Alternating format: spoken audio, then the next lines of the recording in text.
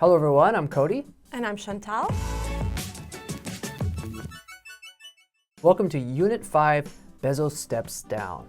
Now, I'm sure that's a name everybody knows. If you read any kind of news about business and finance or, American news, Bezos is always in the headlines.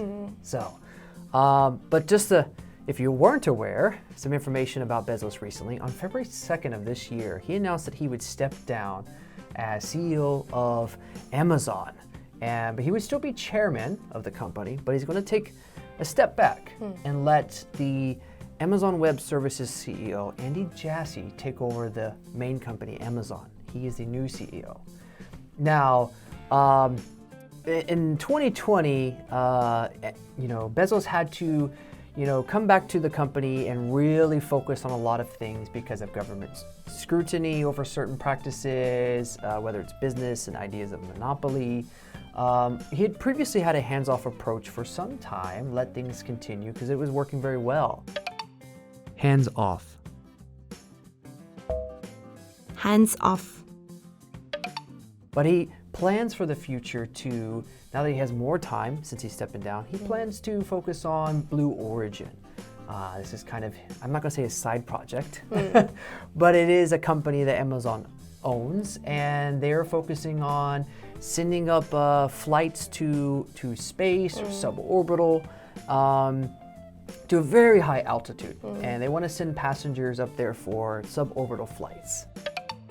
Altitude. Altitude. What do you know about Jeff Bezos other than what I mentioned?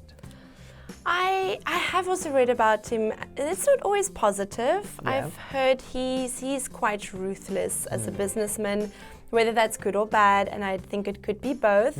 I think in some sense you need to be ruthless. Right. But I have heard some negative things also. He's a little too hard on employees and I think working conditions at some stage. Ruthless. Ruthless.